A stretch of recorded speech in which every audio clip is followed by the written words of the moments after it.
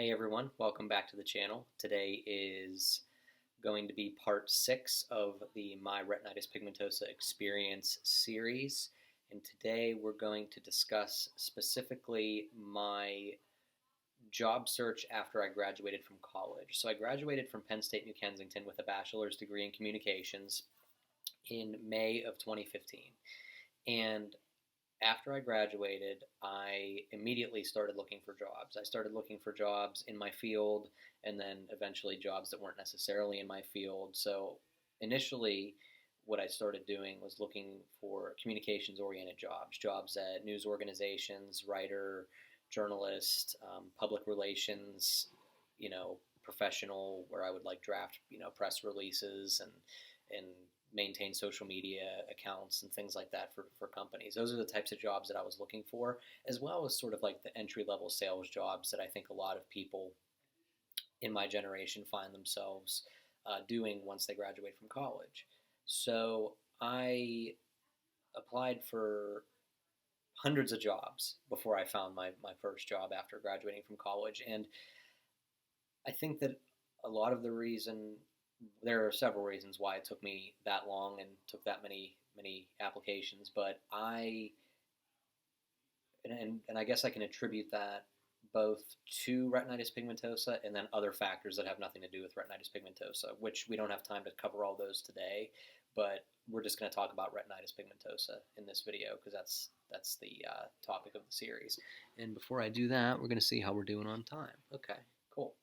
So um, the main barrier to employment that I had as someone with retinitis pigmentosa and still do have today with regards to finding a job is I can't drive a car.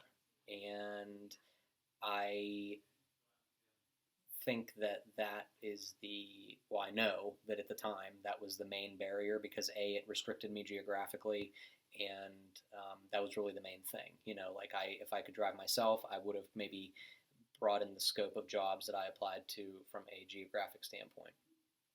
The other barrier with regards to RP, retinitis pigmentosa, that I had in finding a job was that I didn't know what I was going to be, how I was going to be able to perform given my amount of vision loss. I knew I was going to end up with some office job, because that's sort of, those are the jobs that people with my education and background up until that point sort of, found themselves in. And I didn't know how I was going to be able to perform because of my lack of vision. I can use a computer pretty well. I can obviously, I can use a telephone, smartphone, things like that. But when it came to like knowing if I was going to be able to produce on a regular basis for an employer, that became a worry of mine, and that also sort of was a sort of a mental block that I had up when in searching for my first job out of college. And I eventually found, I'm not going to tell you how long it took me to find my first job, because I think I'm going to save that topic specifically for a video outside of this series.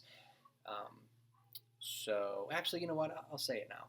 It took me 18 months to find my first job out of college. I started looking in May of 2015, and I started my new job, my first job, in early December of 2016. So it took me a year and a half, and I'm going to talk a little bit about that experience in and of itself in more detail outside of the scope of RP.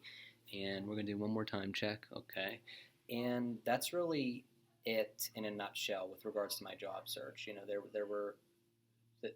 There were a lot of jobs that I felt that I could do, but just didn't have the experience, which again is another topic for another day.